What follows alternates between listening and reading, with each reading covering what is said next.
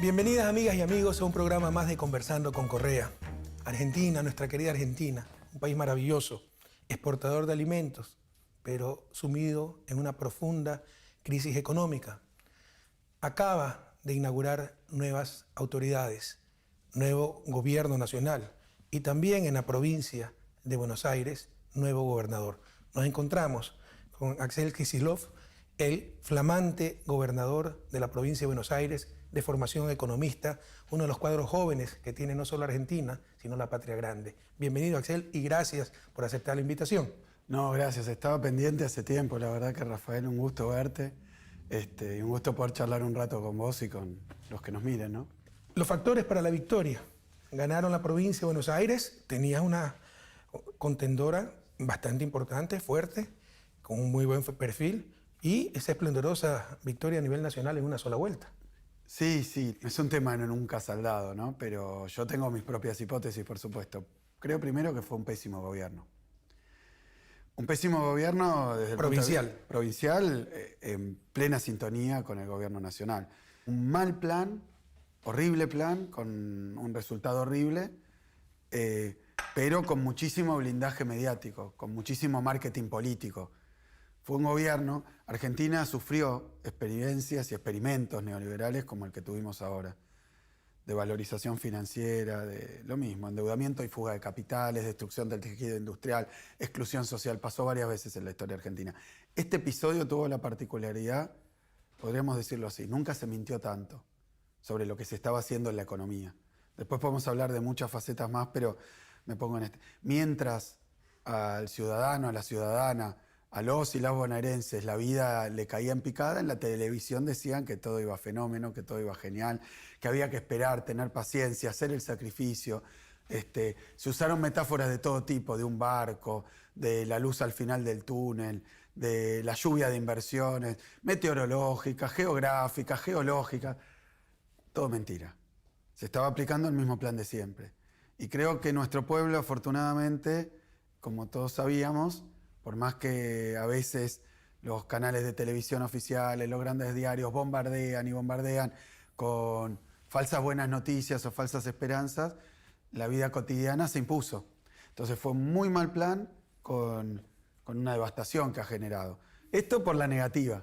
Por la positiva también hubo una estrategia política del campo popular. Así, basados en esa misma, quería sintetizarlo así con una frase de Juan Domingo Perón, ¿no? Que decía siempre, la única verdad es la realidad. Sí, no se puede engañar a todos todo el tiempo.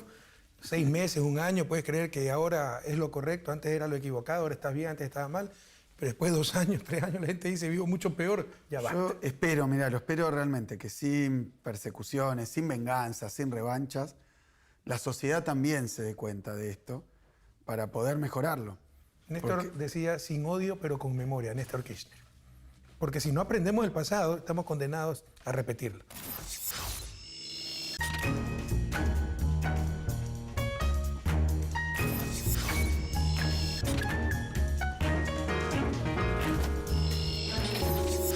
Y aquí es derrotada esa restauración 4 años después, en el 2019.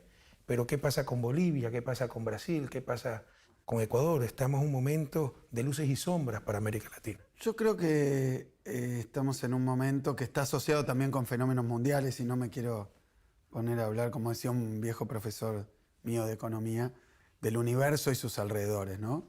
Para explicar las cosas terrenales y cercanas. Pero la verdad que yo creo que el origen de esto tiene que ver con la crisis de 2008, con la crisis de Lehman Brothers. Después de la crisis de Lehman Brothers se empezó a ver mucha turbulencia económica, financiera, comercial en los países centrales, y después aproximadamente en 2014 esa crisis se desplazó. Primero se había desplazado Europa, ya por 2010, la de 2008, y generó grandes desastres en la política también. Y después se desplazó a América Latina. Prácticamente todos los gobiernos europeos perdieron las elecciones, claro, por la mala situación económica. En el 14 se produce la caída de los precios de las commodities, del petróleo, para nosotros de los productos... ¿Y tú crees que es consecuencia de la crisis del 2008 de las tasas subprime? No digo que sea consecuencia, es la misma crisis.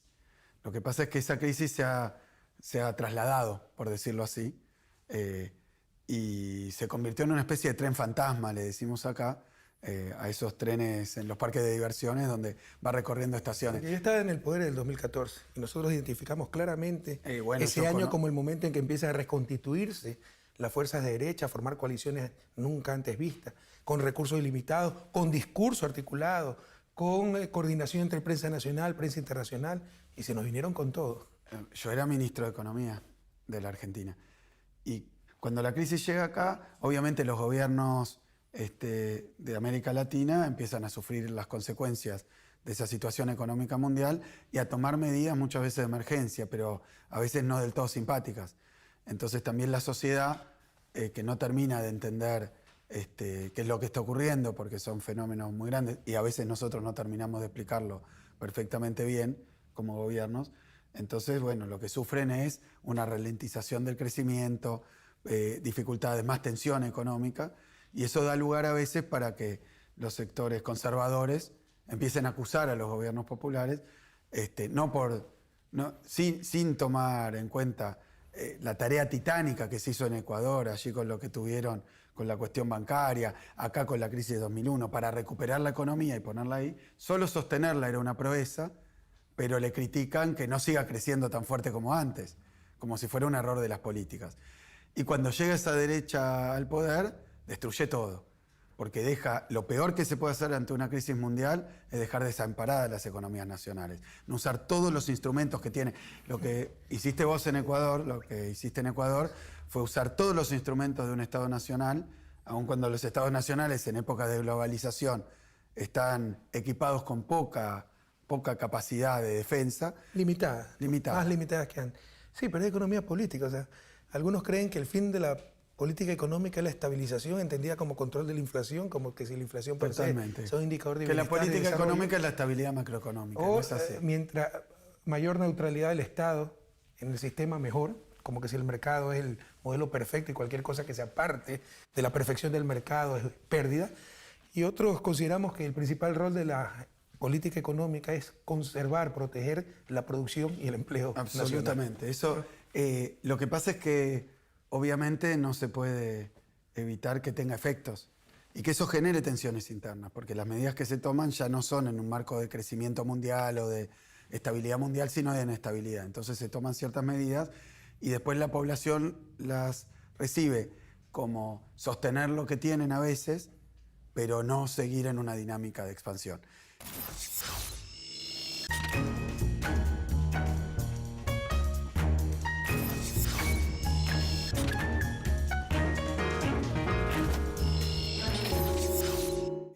Argentina es un buen ejemplo de que cuando se dejan las cosas en libertad, cuando el Estado se retira, cuando deja de tener ese papel de defensa y protección de los sectores más vulnerables y de la producción y el trabajo, no es que entonces las cosas andan mejor, sino que unos pocos sectores muy concentrados en nuestras economías toman el control. Pero la campaña electoral de Macri, las promesas de Macri, el programa que en elecciones, el compromiso de Macri durante su campaña electoral, fue lo contrario de lo que después hizo. Y en esto se empareja un poco con lo que ocurrió. Porque él sí ofreció un programa neoliberal, claro, un programa neoliberal exitoso. No. Cuando todos sabíamos que era un desastre anunciado. En campaña no fue, mira, esto es más de detalle porque había que estar acá siguiéndolo, pero como yo era ministro de Economía en aquel entonces, hacía prácticamente un estudio riguroso y minucioso de cuáles eran las promesas electorales.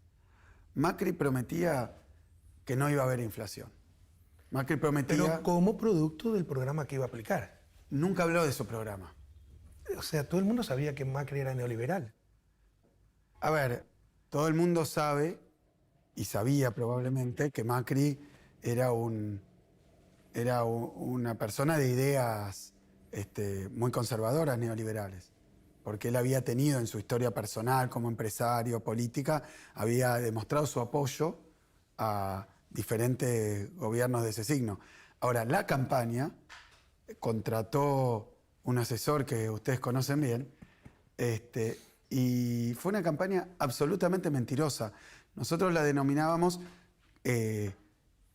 estafa electoral, porque a través de las publicidades, del marketing, de las redes sociales, de los montajes. Macri le dijo a los trabajadores que les iba a subir el salario, a los pequeños empresarios que les iba a hacer leyes especiales para que estuvieran bien, a los científicos que iba a apoyar lo mismo. Era prácticamente una continuidad de nuestras políticas. Entonces, ¿por qué votar por Macri y no seguir votando por el kirchnerismo?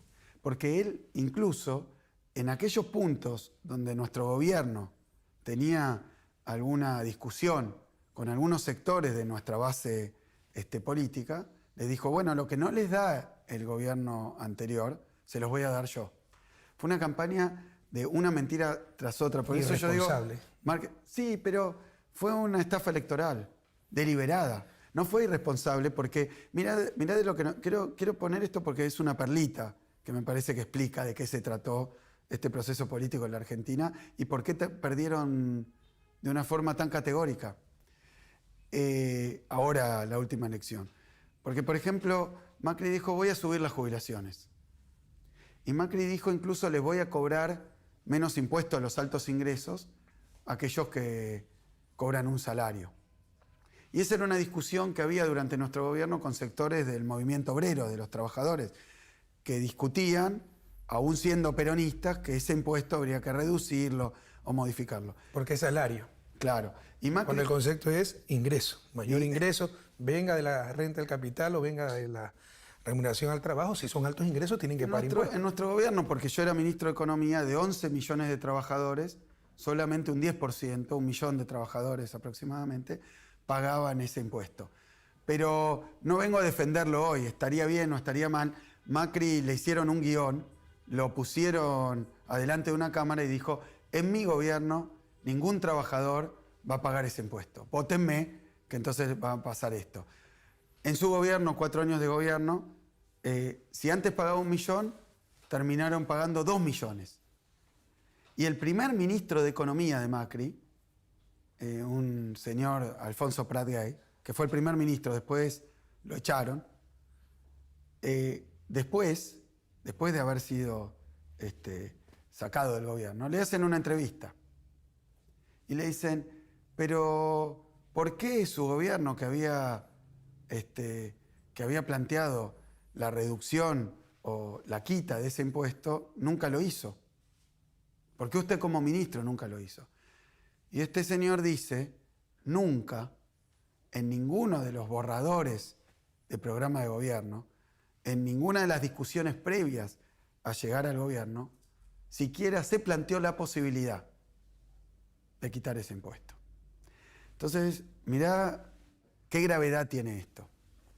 No para la economía, no por la cuestión mediática, sino simplemente para la democracia. Entonces, hacen campaña de una manera, consiguen ser electos por una diferencia muy pequeña y después en el gobierno hacen lo contrario. En el medio lo que hay que llenar es un hueco discursivo. ¿Cómo justificar que no se cumple ninguna de las promesas de campaña? Hace poquito una organización no gubernamental, una ONG, una organización de la sociedad civil, muy cercana al gobierno de Macri, analiza que Macri cumplió algo así como solo 2 de 20 promesas electorales. 2 de 20 promesas. Es una estafa electoral y es un fraude de la democracia, es romper el contrato social que significa la democracia. La gente da su voto por lo que escuchó, por lo que le ofrecieron. Y si no, ¿cómo va a votar? Pero eso hace mucho daño a una sociedad. Eso daño. Lesiona a la democracia en su raíz más profunda.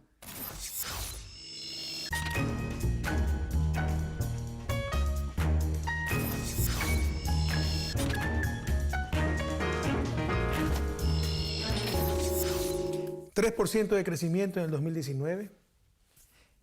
Aparentemente. De decrecimiento. De decrecimiento, dije crecimiento, perdón, decrecimiento. No, dijiste de decrecimiento, por eso yo lo quiero. Crecimiento negativo. Crecimiento negativo. Del 3%, tasas de interés nominales del 60%, inflación del 60%, 8% de la población ha caído en condición de pobreza en los últimos meses. Solamente Venezuela en Sudamérica y tal vez en toda Latinoamérica tiene peores indicadores económicos, pero Venezuela sufre un bloqueo, sufre una agresión. Venezuela ni siquiera puede vender su petróleo. En otras palabras, un desastre total, un fracaso total, las políticas económicas del macrismo. ¿Qué pasó? ¿Qué piensas que se debe hacer? Tenemos una tarea inmensa, porque ha habido un deterioro. Mira, Rafael, yo en esto quiero ser muy claro y también justo. No justo por una cuestión política o de buenas maneras, sino justo porque lo que es importante es retratar cuál es la realidad. Había evidentemente, como lo hay en todos los países periféricos, problemas estructurales de muy difícil solución, que tienen que ver con las condiciones de vida, con el acceso a la vivienda, con la situación de la salud, de la educación. Eso se puede mejorar, se mejoró durante nuestro gobierno, pero faltaba, indudablemente faltaba. Néstor Kirchner decía van a hacer falta mínimo 20 años para revertir los desastres que habían ocurrido en la crisis anterior. Se había avanzado muchísimo, se había llegado a determinado nivel. Ahora, lo que hubo después es un retroceso vertiginoso en todas las variables. Es decir, que fue una política muy ruinosa, sobre todo para los sectores vulnerables, entre los que está obviamente la población en estado de marginalidad, de pobreza, de desempleo. Pero bueno, en esos 12 años habíamos pasado de 21% de desempleo a 5,9%. En esa época, medido no por sectores de nuestro oficialismo, sino por la oposición. Acá había varios que medían las condiciones de vulnerabilidad social. Hablaban de que en el año 2003, cuando llega Néstor al gobierno, había 25 millones de personas debajo de la línea de pobreza, ¿no? Medida la pobreza por ingreso, que es una medida de las tantas que hay, no la más precisa, pero en ese año 25 millones. Cuando termina el gobierno, medido por, sin ponernos a ver la metodología, pero por la misma fuente, claro, para que sea 12 consistente. millones, Okay. Menos de la mitad. Y hoy están hablando de 16 o más millones. Es decir, que se ha generado en 4 años un tsunami de desgracias para la sociedad argentina. Se han cerrado muchísimas empresas, se han generado una pérdida de cerca de 150.000 puestos de trabajo de calidad. Bueno, ha sido una desgracia en todos lados. Así que tenemos, con los 4 años que acaban de terminar, una posibilidad de decir que se ha refutado en Argentina, por lo menos en sus virtudes, la teoría neoliberal. Pero yo te podría argumentar, si fuera ministro de Economía de Macri, te podría decir primero la pesada herencia, ¿no? Que heredé desequilibrio, que se escondieron al público, pero también que de acuerdo a la CEPAL, del 2014 al 2020 vamos a tener el peor periodo en cuanto a crecimiento económico de los últimos 70 años. Que el 2014 al 2019 el promedio de crecimiento es 0.5% y que el 2019, ese año solo, el promedio de crecimiento de la región de toda América Latina y el Caribe es 0.1%. Te puedo decir, argumentar, ustedes tuvieron buena suerte, nosotros tuvimos mala suerte. Sí, nosotros tuvimos buena suerte, solo que en el medio tuvimos la crisis más grande de la historia del capitalismo después de la del 30. Yo eso no lo llamaría del todo buena suerte, ¿no? Pero el precio de las commodities. Sí, no, tanta buena suerte, no, me parece que... Es correcto, ¿eh? Se olvida, es fácil, la memoria es frágil, pero el 2009 también se desplomaron los precios de las commodities. Claro, impresionante. Y América Latina decreció, y pocos países crecimos dentro de ese decrecimiento generalizado. Bueno, nosotros también terminamos 2015 con un crecimiento de 2.7 en medio de ese desastre internacional. Es decir, claro que América Latina pero aquí se sufre aplicó el monetarismo. Choques sistémicos, pero también es cierto que tú te puedes defender con determinadas políticas. Nacionales y más si son continentales. Yo creo que algo, Rafael, que... Mitigar esos choques externos, pero algunas veces los exacerban con ciertas políticas es importante absurdas. Y acá tengo que reconocer, bueno, el mérito que tuvieron vos, obviamente, Cristina, Lula, grandes presidentes de la región que lograron que Latinoamérica coordine un poco también sus políticas macroeconómicas, sus políticas energéticas, sus políticas de comunicación. Varias cosas porque Latinoamérica, sino cada país latinoamericano, el presidente actual de Estados Unidos puede decir, bueno, voy a tomar medidas para defender tal sector. Y a tal empresa le voy a decir que venga a producir. Si lo hace un país latinoamericano, eso es un sacrilegio. y va a ser castigado, ¿no? Pero, y es un error, y eso son prebendas, y es ir contra todas las buenas costumbres y la Nunca buena practican teoría. lo que predican. Bien, yo lo que creo es que el mejor contexto para hacer eso y el mejor paraguas es que Latinoamérica, bueno, se integre. Es que hasta para defendernos de esta globalización, donde muchas veces en nuestros países, tú hablaste de empresas, incluso países enteros, economías pequeñas, abiertas, son como las cascaritas de nuez en este mar agitado. La integración es una respuesta para protegernos de estos cambios pero el propio, de la economía internacional. El propio sistema mundial estaba planteando, incluso en su ortodoxia, que había que ir a una nueva arquitectura financiera internacional para evitar grandes crisis, grandes fluctuaciones. Uno de los problemas del Fondo Monetario es que una cosa es su departamento de investigaciones que dice cosas interesantes y otra cosa sus misiones que van a imponer estas políticas en nuestros países. Bueno, lo cierto, Rafael, es que no ocurrió. No se ponen de acuerdo ni al interior. No, lo cierto es que no ocurrió. Que no hay una nueva arquitectura. Estamos peor que la crisis de Lehman Brothers hoy. Con los paraísos fiscales. Con los paraísos fiscales. Eso tratamos de hacer durante años. Una nueva arquitectura financiera regional, el Banco del Sur, el Fondo Monetario del Sur, intercambios compensados para no utilizar en nuestro comercio una moneda extrarregional, incluso plantear una moneda contable que en el futuro se puede convertir en una moneda física, siguiendo el proceso de la Unión Europea, primero el ECU, después el euro.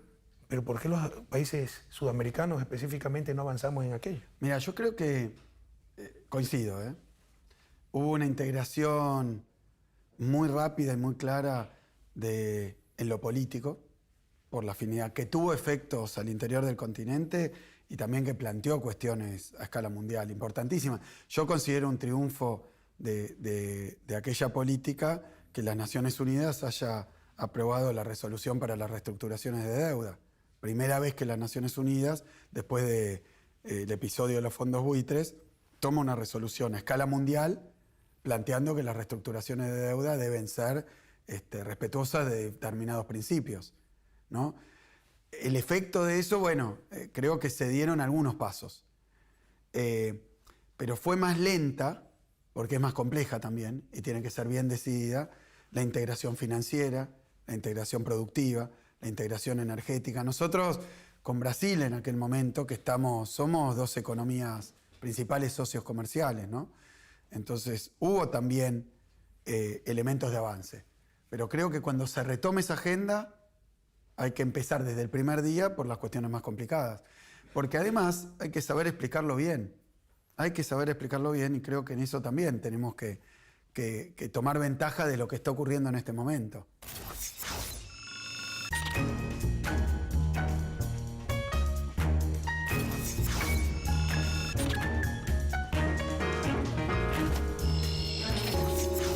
Lo que falta es que a la guerra comercial internacional se agregue países, se agregue una disputa o conflictos o desencuentros entre países vecinos que tienen las mismas dificultades y los mismos problemas. Todo proceso nacional de crecimiento en la Argentina tiene que apoyarse primero en una integración regional, si no va a ser imposible. No va a poder salvarse solo ningún país de nuestro continente. Coincido contigo, y tal vez no salvarse o no salvarse, pero sí protegerse para lograr el tan ansiado desarrollo. No, decía salvarse porque a veces aparecen discursos nacionalistas. Bueno, para también. economías pequeñas, abiertas, sin moneda nacional, como el caso ecuatoriano, sí puede ser la única tabla de salvación, la integración y un sistema financiero regional. Te agradezco mucho, Axel.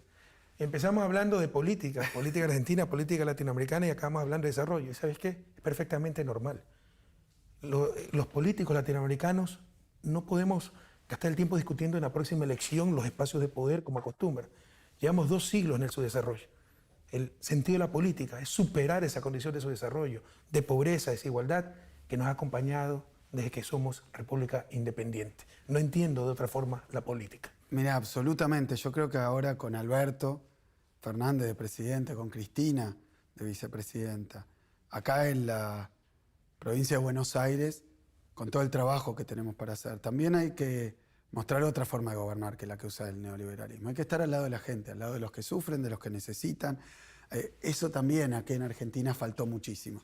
Y al mismo tiempo mostrar en claro cuáles son nuestras prioridades, nuestra dirección. Aún si hay carencias, aún si los presupuestos no alcanzan, aún si nos han dejado una deuda enorme, lo que hay que mostrar es que cada centavo y cada minuto del gobierno que se viene va a estar al servicio, bueno, como dijo Alberto el otro día, hay que empezar justamente por los que menos tienen para llegar a abarcar a todo el conjunto. Siempre se van a cometer errores. Toda obra humana tiene errores.